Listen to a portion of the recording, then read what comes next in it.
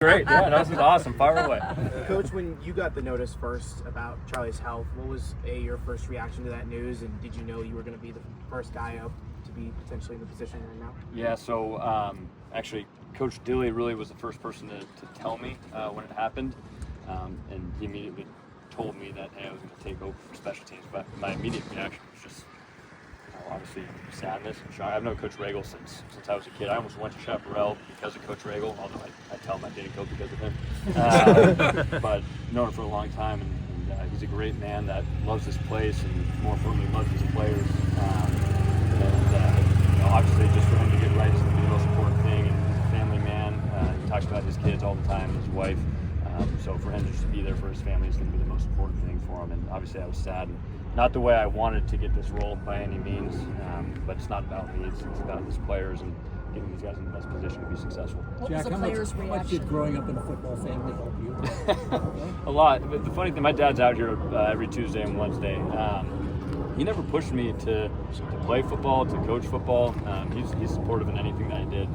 I was in the band, he would have loved it. But obviously, being around that my whole life, that's what made me fall in love with it. And I think he is the ultimate relationship builder, more so than the X's and O's. His ability to create relationships at every level that he's coached has influenced me to do this. And for me, it's always been about the players, and always will be.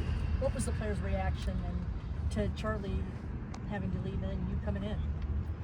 I know the players, they took it tough. They love Coach Regal. So for that to happen, he's more than just a special teams coach here. I think we all know that. And so the reaction was tough for them to deal with it, but I do believe that they trust me to be able to lead them. So that's what I'm going to do and get them in the best position possible. Kenny talked about how Regal's energy is irreplaceable, but he trusts you to lead in your own way. What's the way that you want to be viewed as a leader? I'm going to be me. I'm going to be myself. I'm a high energy guy as well. But I'm always going to be myself. I'm not going to try and be Coach Regal, because nobody can do that other than Coach Regal. So you'll see me on the field running around, giving good energy, good passion, and just being detailed with my work, making sure that the guys know what they're doing every single play. What do you think of you're focusing on correcting right now with the special teams group? Yeah, so we have a talented special teams group. I know we haven't performed to the ability that we can. We're not going to be able to make just a million different changes with the specialists right now. So focusing on one thing at a time, every single practice having one thing, whether, all right, Canyon, we're focused on our drop today, or we're focusing on shortening our steps today, whatever that might be, have one focus every single day. That way you're not trying to change a bunch of things at one time, because you're not going to perform well if that's the case.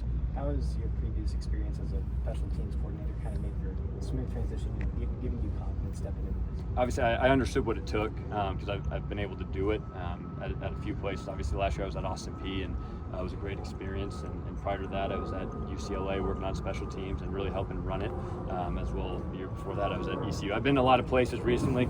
That's kind of just the life of a young coach, but a lot of good experiences in running it in different ways as well.